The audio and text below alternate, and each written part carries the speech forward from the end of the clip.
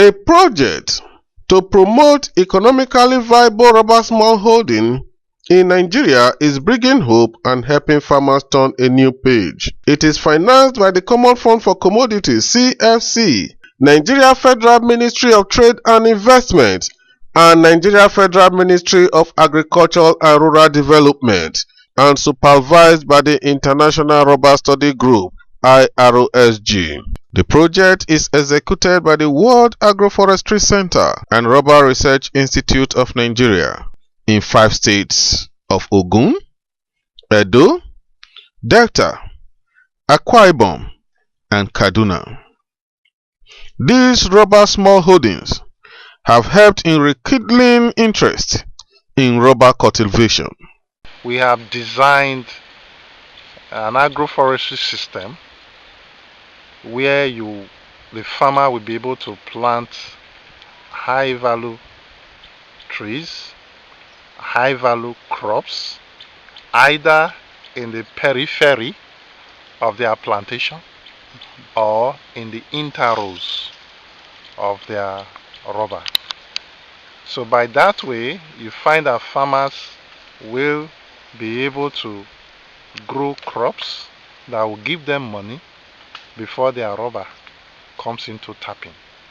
And by the time the rubber comes into tapping, the farmer will get his money every day, because the rubber business is an everyday business.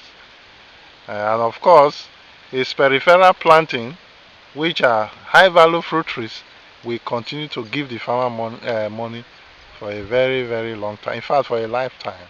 As varies as the states, local government areas, experiences of farmers, and soil type, so too is the variety of crops being intercropped with rubber.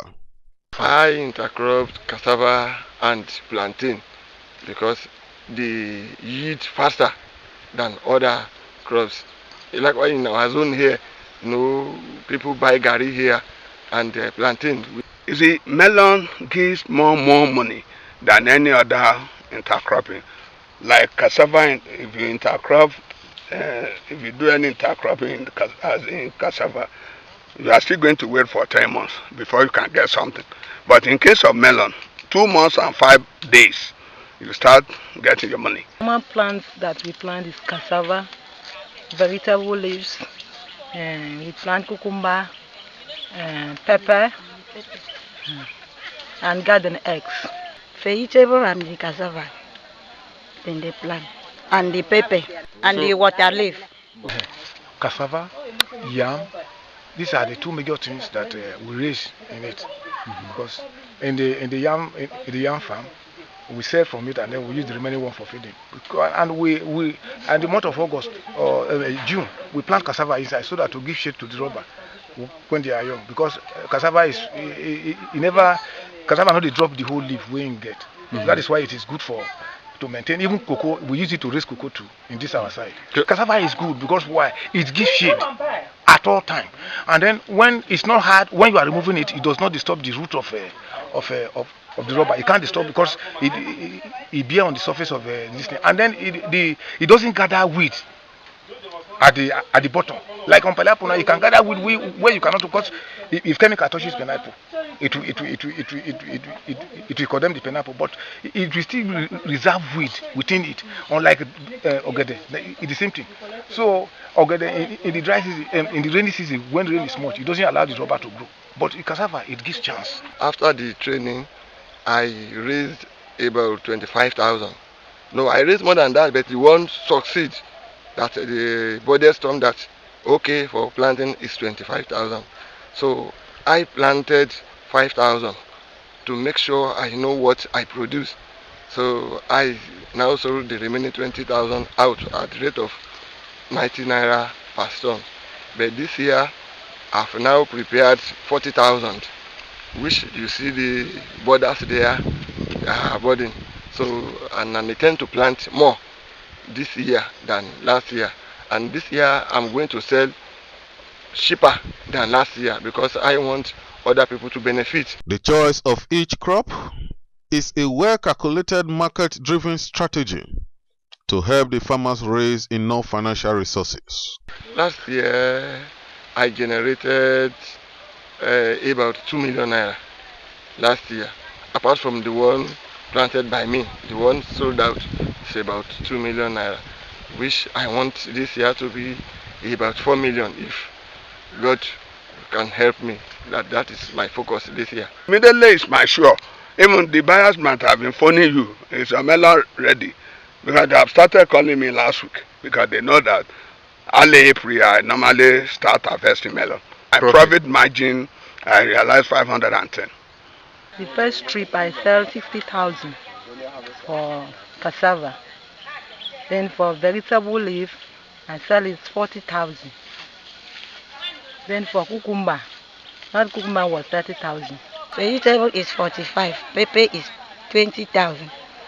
So water leaf is 10,000. So much has been done in terms of capacity development and transfer of technology. All this to facilitate the appropriation and avoid the damage of planting materials during transportation to distant localities. We have conducted trainings on nursery establishment, trainings on nursery management, and trainings on budding operations. Last year, I underwent the training under Rubber Research Institute. So I was taught how to bud there. For a good 3 days I was there. So I acquired the knowledge from Rubber Research Institute. When I back now, I now transfer the knowledge acquired from Rubber Research Institute to my people. So now I trained almost 6 to 7 people under me. So now they are now perfect. I've been doing the budding for 2 years. I can bud 500 or 300.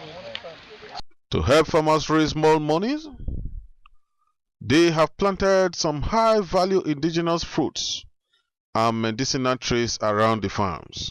The indigenous fruit trees or high-value plants that have been intercropped in rubber farms are the bush mango, the chrysophilum, which we all know as the cherry or the African star apple, bitter cola, that's the Garcinia cola, and then the cola bitinda.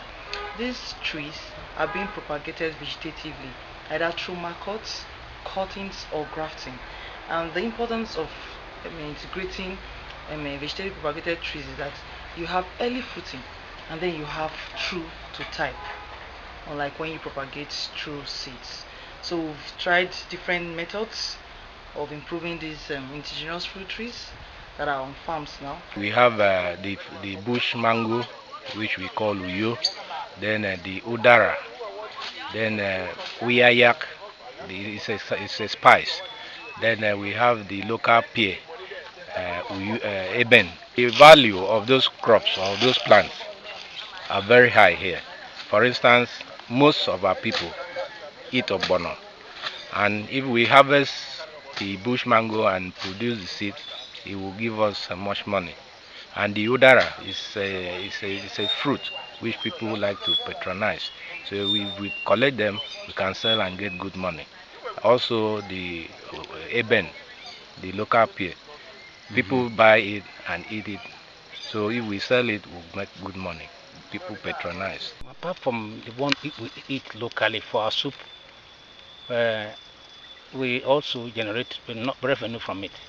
The one I have now on the other farm, in 2011, I was able to realize about 11,500 naira from it. That one encouraged me now to start planting. Even this year, I'm nursing some already. Apart from the fact that if we have it for local consumption, it also will assist me in reducing the destruction by.